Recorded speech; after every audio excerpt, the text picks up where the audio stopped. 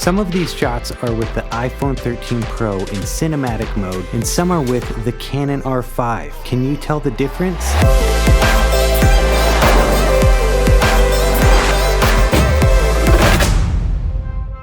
My name is Brian with Mood Sound Design. It's great to see you here. If you have a moment, that'd be awesome if you quick hit that like button for me, as well as the subscribe button and the notification bell. Also, if you're a videographer, filmmaker, content creator, you probably need good quality music for your videos. And here at Mood Sound Design, we offer some of the best music for your videos because every single one of our songs is 100% originally written just for you. So hit the link in the description, check out moodsounddesign.com today, and start a free trial with us. Now let's compare my Canon R5 footage versus the iPhone 13 Pro cinematic footage. Ali and I recently took a trip to Maui, Hawaii, and I decided I'm gonna get identical shots that I can side by side compare and see how the cinematic mode footage really fares against something like a DSLR that can really produce quality looking video.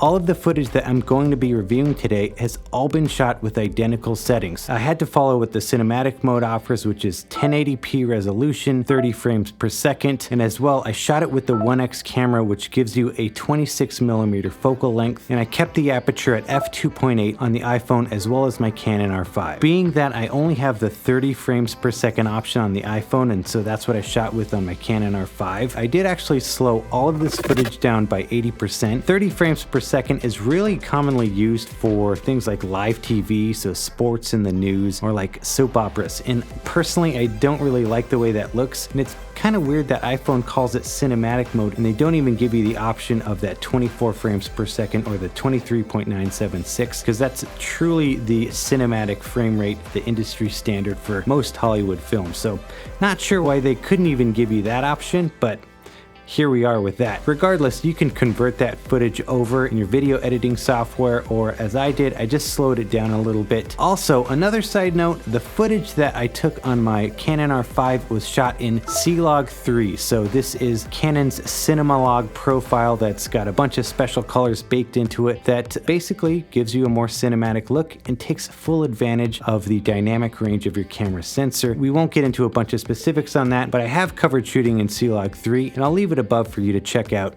if you're interested. So with all that said, let's take a closer look at this footage and put it side by side, and I'm gonna share with you some of my thoughts on this. One of my most basic observations after looking at this footage, especially side by side, is that the iPhone footage is much more stable than my Canon R5 footage. Now, all of this footage I shot handheld. I didn't rig my iPhone up to a gimbal, or my R5 wasn't on a gimbal either. The iPhone footage, you can see some of these clips here, it just looks so much more smooth. So that image stabilization that the iPhone automatically has is quite a bit better, which is pretty surprising because Canon R5 is not an inexpensive camera. I know it does have some image stabilization, but I'm quite surprised how good the image stabilization on the iPhone is. Now let's talk about colors. I'm personally a huge fan of Canon colors. I've shot with Canon for years, and how does it compare to the iPhone colors? Well, I'm actually quite impressed with the color depth of this iPhone footage. It's very rich and also very easy to edit in Adobe Premiere. Now keep in mind, I've color graded all of this footage to make it look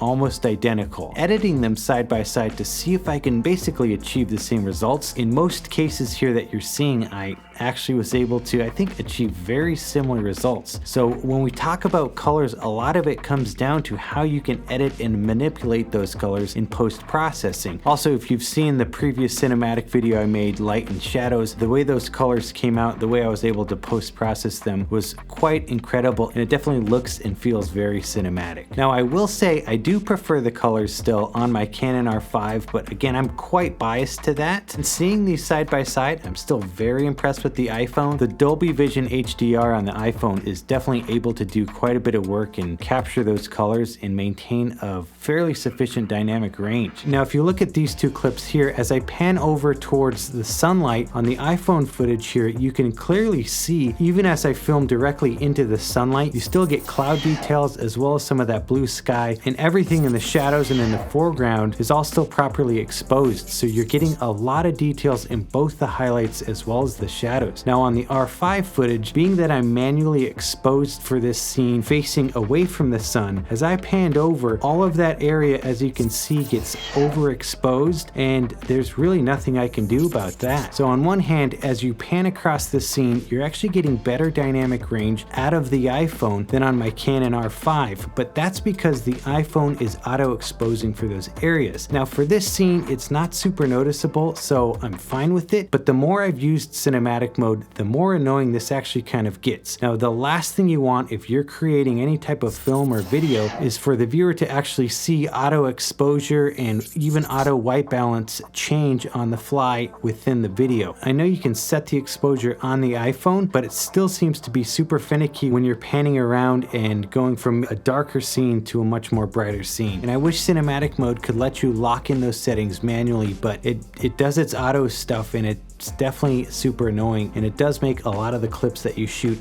pretty unusable. So let's talk about lensing and focus masking that the iPhone uses versus what a real DSLR with a real lens does. Again, on the iPhone, it's just 26mm at 1x. On my 16-35, I just zoomed it to 26mm and kept it there. Just right off the bat, you can see quite a bit of lens distortion on the 16-35mm Canon lens. Kind of looks like you're looking at the footage through a bubble, like a spherical glass almost, which makes sense because it's a lens, but the iPhone, you get almost no lens distortion. It's just a flat picture across. You don't have any of the curvature feeling in the corners. Also, another thing I noticed, being that both of these are shot at f2.8 aperture, the iPhone seems to blur the background a bit more than my Canon lens. That's kind of interesting to notice. The iPhone feels a bit more shallow than f2.8. It feels like it's almost like f2 or maybe f1.8, f1.4, I don't know. My big thing with this, some shots look great in terms of the iPhone masking out alley, masking that subject out, some of these leaves here, some of the plant life, and then some of them you can definitely see where the software is struggling to really mask out what should be in subject and what should be the out of focus blurred background. So in some cases the software definitely works better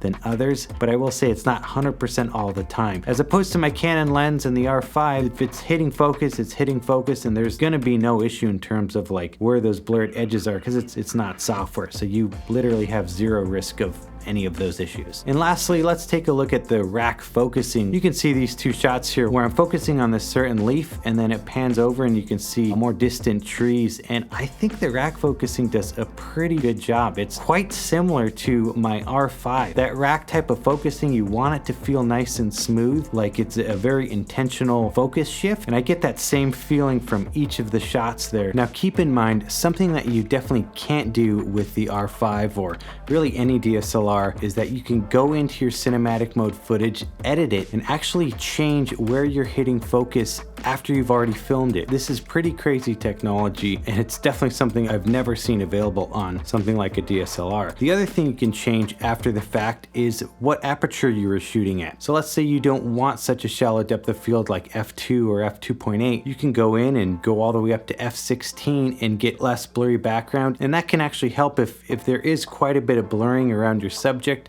I've found around f5 or f6 is a pretty good sweet spot to help eliminate some of that. So the iPhone definitely has a little edge on the R5 in terms of that post-processing and where you're hitting focus. Something else to take note of is that on the iPhone, when you are adjusting your aperture, it doesn't actually affect the exposure. Traditional cameras like my R5, if I stop up all the way to like f8 or f14, it's gonna really darken the image because it's closing the lens and limiting how much light comes into it. Because the iPhone is software based, it doesn't have to worry about that. You can shoot all the way to f16 and still have the same amount of exposure and light as you would at f2 on the iPhone. So what are my final thoughts? Well, I'm definitely very impressed with how the cinematic mode footage stacks up against the R5, but here's my biggest issue. Using the Canon R5 and real lenses to create depth of field, that nice blurry background with your subject in focus, is so much more reliable than the iPhone. It comes down to that software just hitting and missing, I would would say maybe 50% of the time. I fully understand that it's an iPhone versus a DSLR in lenses and all that, but if we're talking about reliability with that, the software on the iPhone definitely has a ways to go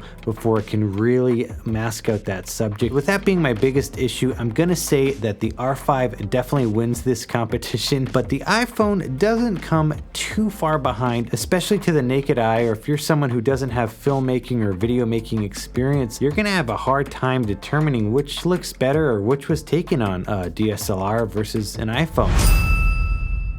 Thanks so much for watching. I hope you got something out of this. Let me know in the comments what footage you liked better, cinematic mode or the R5 C-Log. There's no right or wrong answer. If you're watching and you haven't subscribed yet, I know you want to. Just take a second, hit that subscribe button, and you're gonna thank me later for it. I've got lots more content coming your way, so stay tuned, and I'll see you on the next video. Peace.